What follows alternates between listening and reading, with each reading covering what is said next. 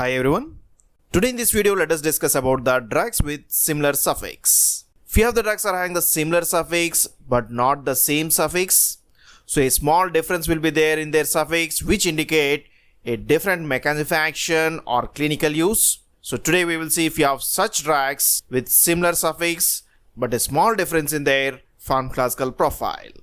Zidovudine is one of the NRTI, nucleoside reverse transcriptase inhibitor, which is used to treat the HIV infection.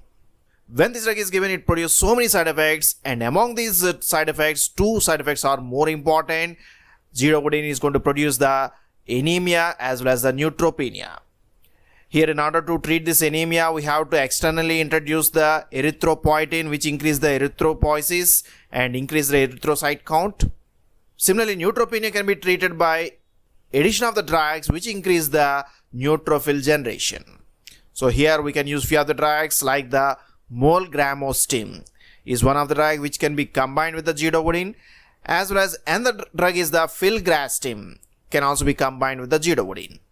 And these drugs can also be given with the anti-cancer agents, for example cyclophosphamide, which produce again neutropenia. In such case we can use the molgramostim or filgrastim. But whether these drugs are same or different.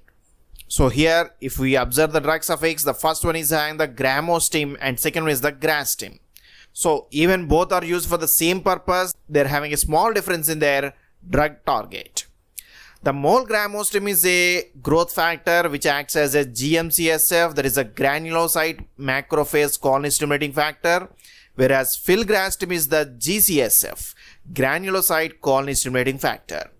Both of these growth factors are responsible for the neutrophil generation from the stem cells, and any one can be given in order to treat the neutropenia. So these drugs are having similar suffix which indicates that they are having similar indication, but a small difference in their suffix which indicate that they are acting by different mechanism.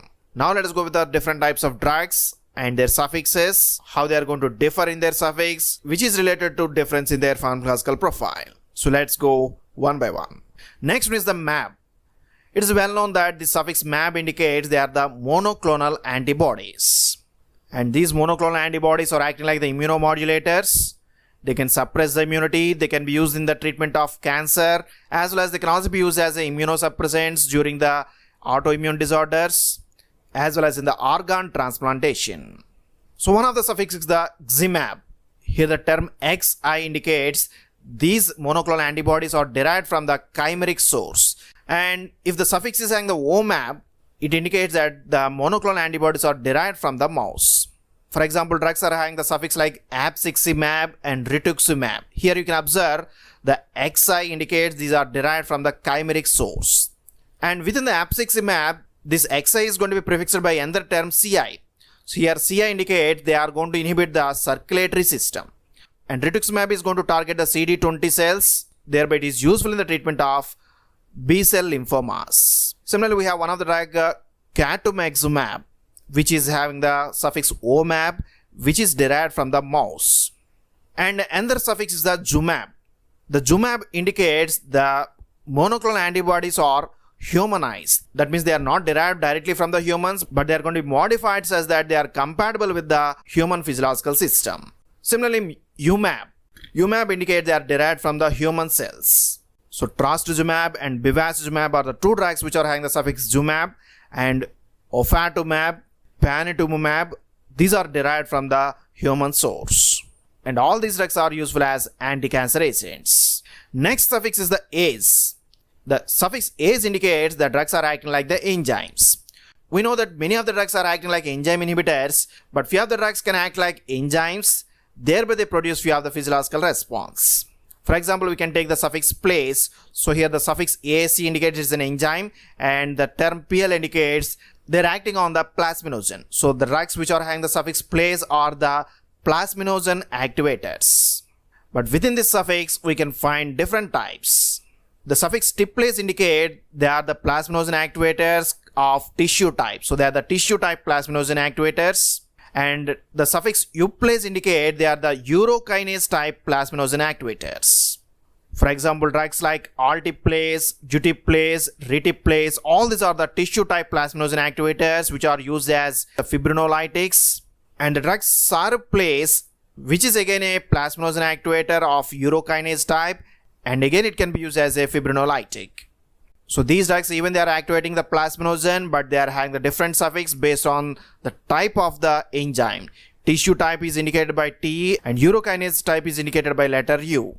Next suffix is the stim. The stim indicate they are the colony stimulating factors, commonly known as CSF, and here the stim indicates they are the stimulating factors. So these colony stimulating factors can be of two types, the GM-CSF, that is the granulocyte macrophage colony stimulating factors, or GCSF, granulocyte colony stimulating factors.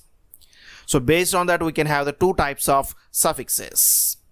If a drug is ending with the suffix gramostim, it is a GM-CSF, granulocyte macrophage colony stimulating factor. For example, molgramostim is a GM-CSF. Otherwise, if the drug is ending with the grastim, it indicates the GCSF, granulocyte colony stimulating factor. So we have here the drugs like the filgrastim, linograstim, and pegfilgrastim. All these are the granulocyte colony stimulating factors. These drugs are useful in the treatment of neutropenia because they can increase the neutrophil generation from the stem cells. Particularly, these drugs can be used along with the anti-HIV agents like the zidovudine, which produce the anemia and neutropenia. Here, neutropenia can be treated by these colony stimulating factors. Next suffix is the relin. Relin indicates they are the pituitary hormone release analogs.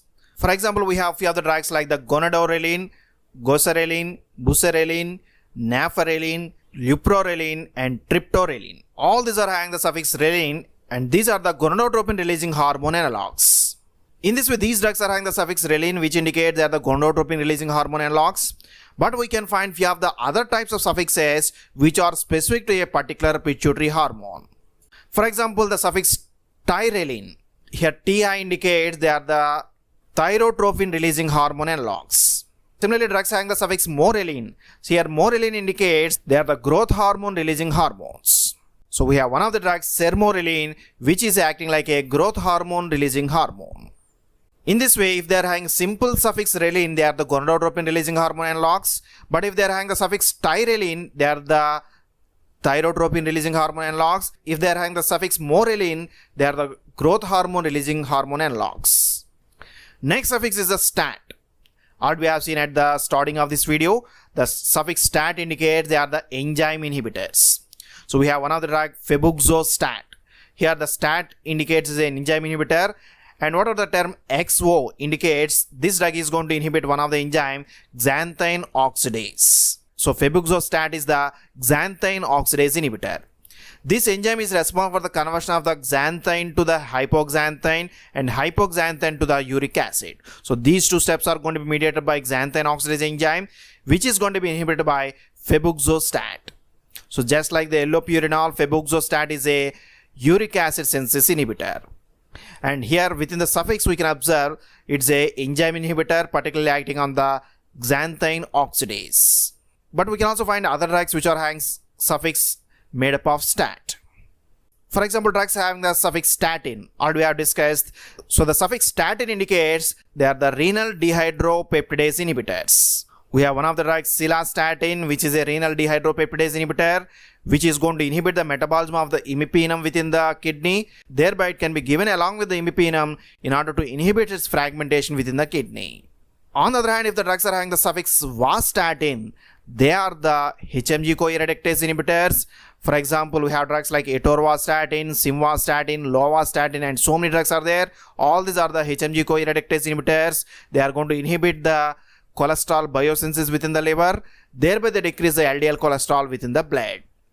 So these drugs having the suffix vastatin are used as anti-hyperlipidemic agents. In this way, we can find very little difference in few of the drug suffixes.